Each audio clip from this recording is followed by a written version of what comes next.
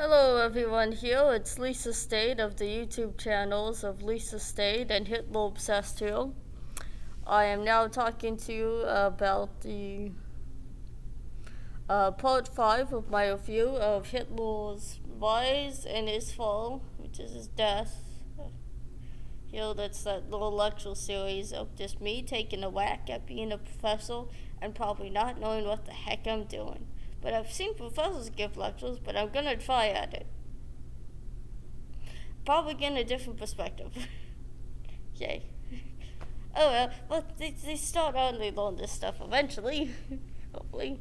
But last time I was saying was Hitler was usually at home with his folks, with his family there, and he was his mother now and his half sister Paula. And eventually he wanted to go to the Van Arts Academies. Now we're hearing the lore of the usual stuff people mention about the Van Arts Academy. Lore behind that, though. Because Hitler wanted to go into this school because he saw it as such pristine.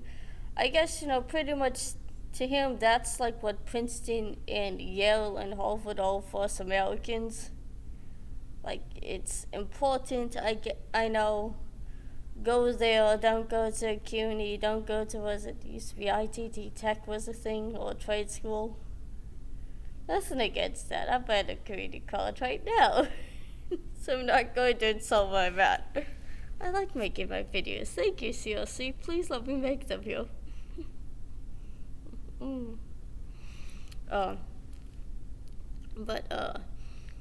So Hitler wanted to go to school, and he was so into his idea that he was going to get it.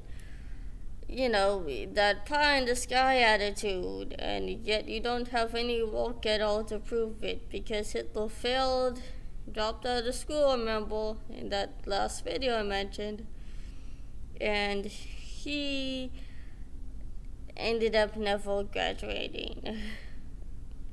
And today, historians debate that if Hitler had a high school and community college education.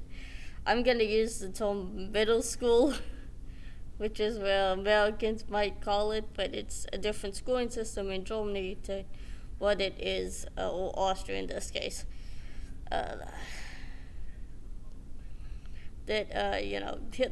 he eventually ended up going back to get his certificate, then got blind drunk, decided to go on it, and rip it up and go, poo on it. And then got blind drunk and got a fellow who passed out, completely zousted, failed somewhere. And that was low. Eventually his family was founded, or the people he was staying at the time, forgot to mention this, he was staying with other people. One of my friends said it was a foster family. It wasn't a foster family, staying at folks who were other family members that were close to the school that he wanted to go to, that he dropped out before he came back to live with Clara Hitler mom. Interesting thing, a little bit of a lore from Robert Payne's book, The Life and Death of Adolf Hitler. Hitler liked his coffee so much. Who doesn't love coffee? And the guy was a tea drinker later on, said coffee gave him the jitters. Boy, did he put up a fight if he didn't have his coffee. He's just like me. All my family members say that when I don't have my coffee, I'm just like Hitler. World War III seems to start every time when they know I don't have my coffee.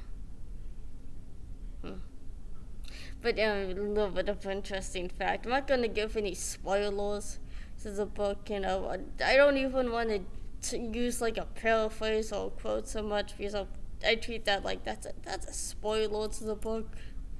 As much as it's great to back up the little thing that I'm telling you here, great. I just don't like treating it like it's a spoiler. Like, there's a difference on doing that in an essay versus doing that in a video and then giving you all the information of the little thing there. But yet again, another little thing from that book was Hitler, if he slept in, he would have whoever he's staying with, his family members, would tell if this was around with his muzzle, that Clara Hitler would tell his half sister Paula Hitler to kiss him if he stopped in. He never liked being kissed. That was, I guess, how he woke up. Okay, great. Didn't like it. I wonder how much of that's actually fact at all. Maybe. I don't know. It kind of seems a bit odd.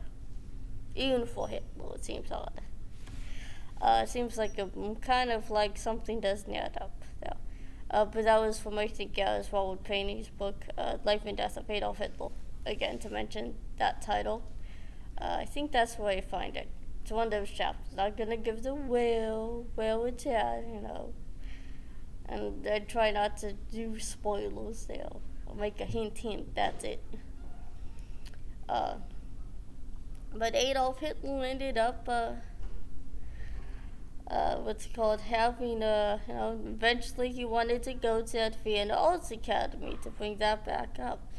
And his mother had paid the fare for him to move out and get a place. It was his friend Kubicek, who now he was just a Vienna, I guess, dandy or whatever, who didn't have any job at all. He didn't want to work. He believed the job was a better bread and butter work or bread and butter job. He didn't want that. He wanted his art career to be a famous architect or artist. I mean, haven't we all, when we were younger, had that idea, I guess? Not really. I didn't have so much of it. I kind of knew eventually you just can't have that idea. It's not even useful to indulge in it, I think. So I never really indulged in it. Thank God. I was one of the lucky ones who never had that.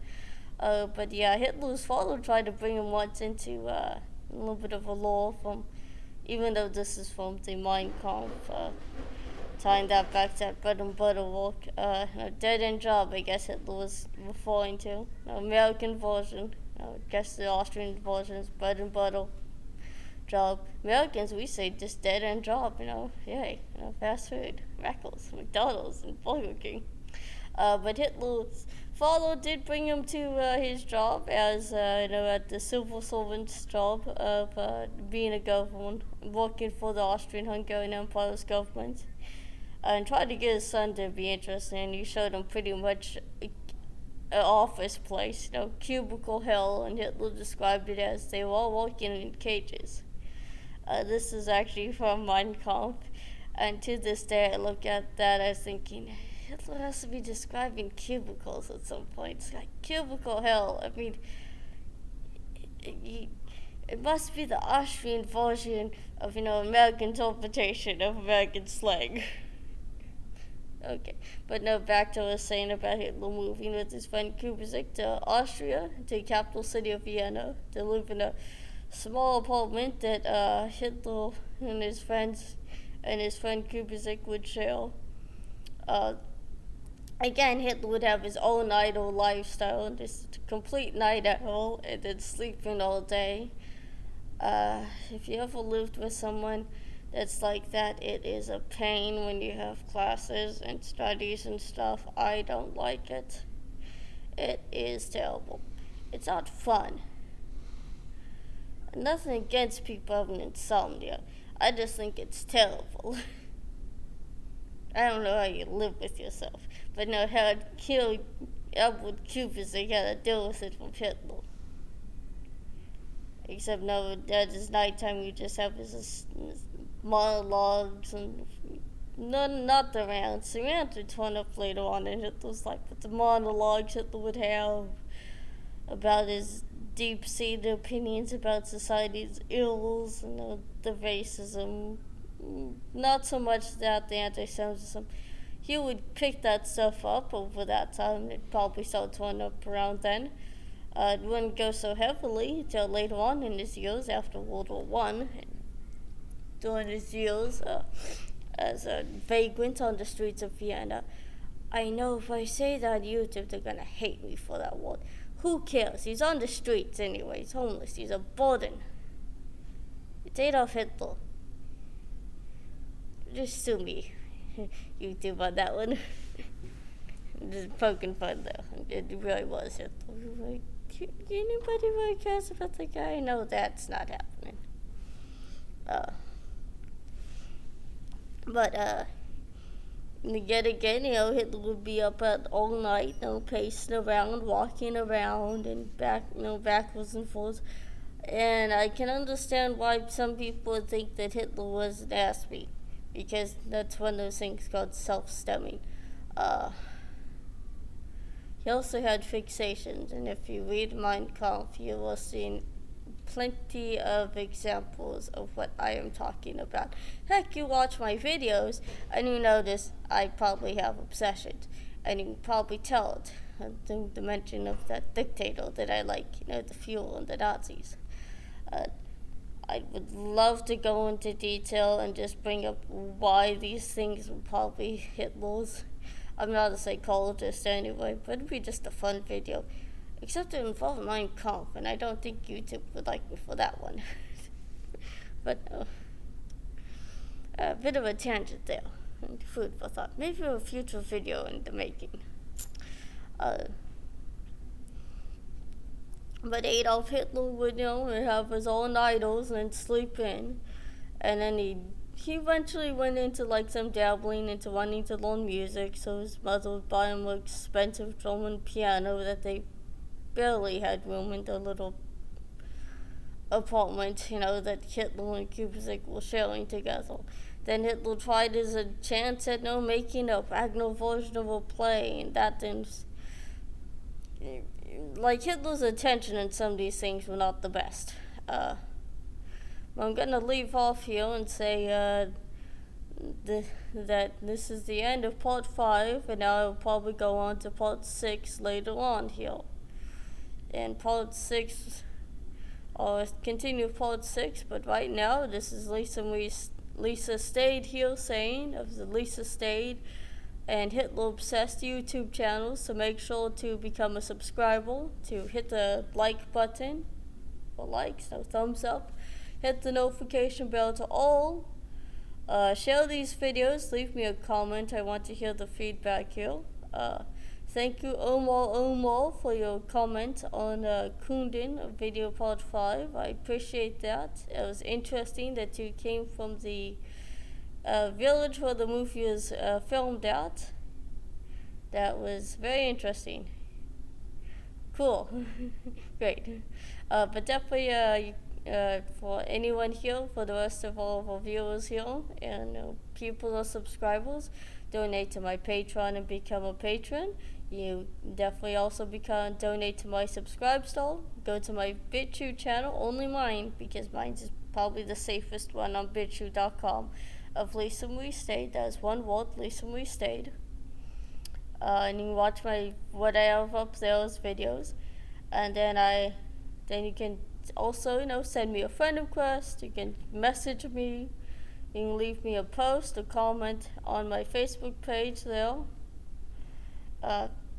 That's Lisa Stayed on my Facebook Messenger. It's Lisa Stayed, and I'll make sure to try to get back to you as soon as I can when my studies allow me. Bye now.